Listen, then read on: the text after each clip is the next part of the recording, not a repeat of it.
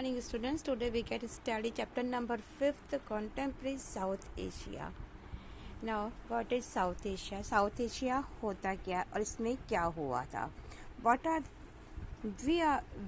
we are all familiar with the gripping tension during an India-Pakistan cricket match. We have also seen the goodwill and the hospitalities shown in visiting India and Pakistan by the host when they come to watch a cricket match.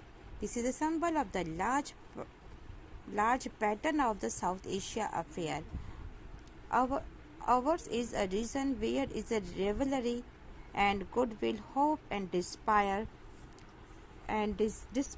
multiple success and the trust access. Now, what is South Asia? South Asia में आखिर ऐसा क्या है?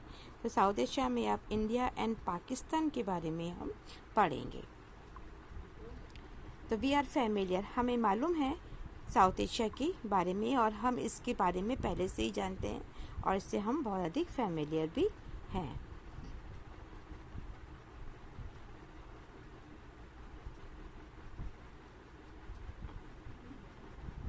अब क्या है south Asia, इसके बारे में हम पढ़ेंगे. तो इंडिया एंड पाकिस्तान के बीच में जब क्रिकेट का मैच चलता है तो वो कितना टेंशन पूर्ण होता है ये हम बहुत अच्छे से जानते हैं.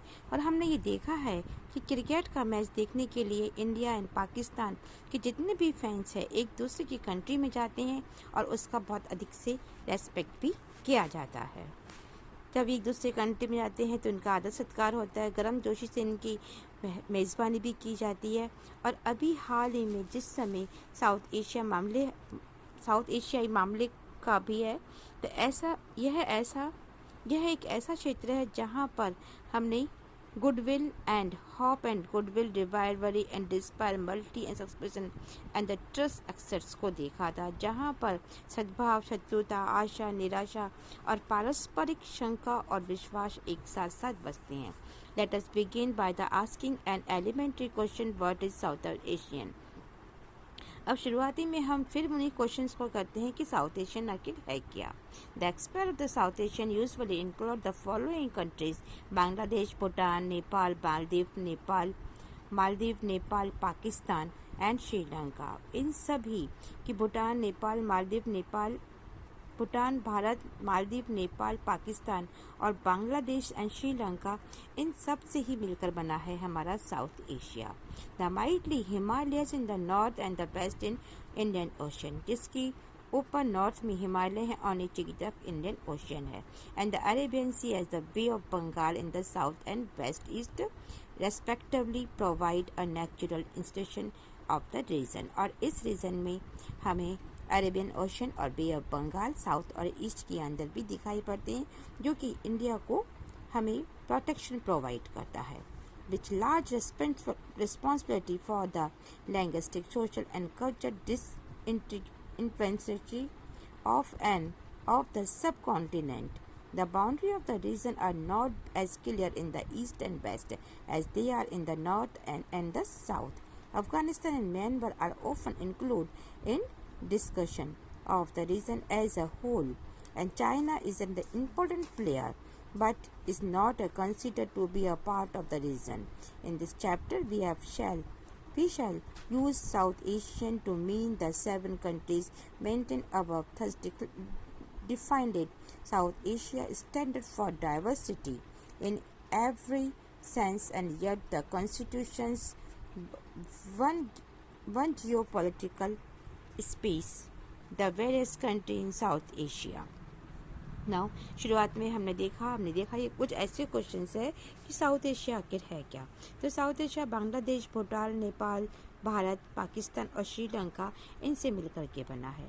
साउथ एशिया एक ऐसी जगह है जहाँ पर एक ऊंचा माउंट एवरेस्ट है, तो एक तरफ इंडोनेशिया, एक तरफ हिंद महासागर है, तो एक तरफ आप पश्चिम की ओर, वेस्ट की ओर Arabian ocean and bay of Bengal. ये ऐसे प्राकृतिक क्षेत्र हैं जो हमें दिखाई पड़ता है कि इंडिया के लिए अपने 2 उपमहाद्वीपीय की तरह ये इसको प्रोटेक्शन देते हैं. साथ ही यहाँ पे linguistic and social and culture भी अनूठा दिखाई पड़ता है. जब तक इस क्षेत्र में चर्चा जब हम करते हैं तो अफगानिस्तान और म्यांमार को भी शामिल किया गया है. और इस क्षेत्र का ये प्रमुख देश है, लेकिन चाइना को साउथ एशिया का अंग नहीं माना जाता है।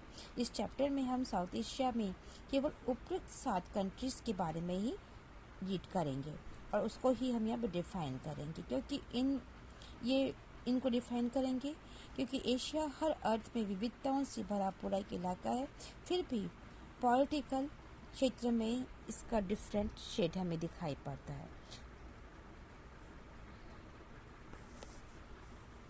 Now the Asia do not have the same kind of the political system.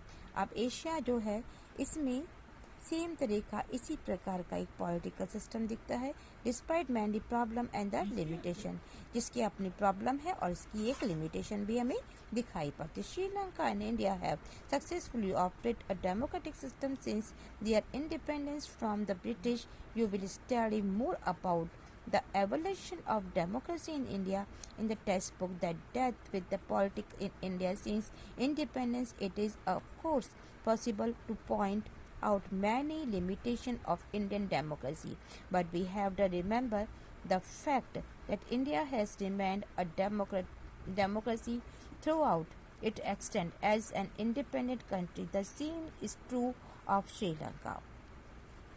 ना हम देखते हैं कि इस एरिया में सेम पॉलिटिकल सिस्टम है और इसमें बहुत सारी प्रॉब्लम्स और इसकी लिमिटेशन को लेकर के इंडिया श्रीलंका से ब्रिटेन से आज़ाद होने के बाद डेमोक्रेटिक सिस्टम में सक्सेसफुल रहा।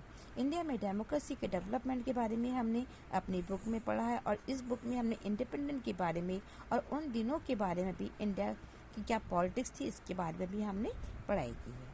ना भारत की डेमोक्रेसी में बहुत सारी ऐसी लिमिटेशन की ओर दिखाया जाता है, लेकिन हमें ये याद रखना चाहिए कि एक नेशन के रूप में इंडिया हमेशा एक डेमोक्रेटिक रहा है और यही बात श्रीलंका के ऊपर भी लागू होती है। Now, Pakistan and Bangladesh has experienced both civilian and military rules, with the Bangladesh remaining a democracy in the post-Cold War. The period Pakistan began the post-Cold War period with the success and democratic government under the Benazir Bhutto and Nawaz Sharif respectively, but it suffered a military coup in 1999. It has been run by the civilian government again since 2008 till 2006. Nepal was a constitutional monarch with the danger of the king taking over exclusive power in 2008. The monarch was obliged and Nepal emerged as a democratic republic.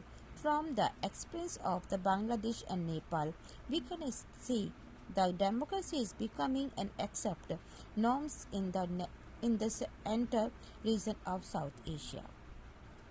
Now, Pakistan और Bangladesh democratic और सैनिक दोनों तरह के नेताओं का शासन रहा है।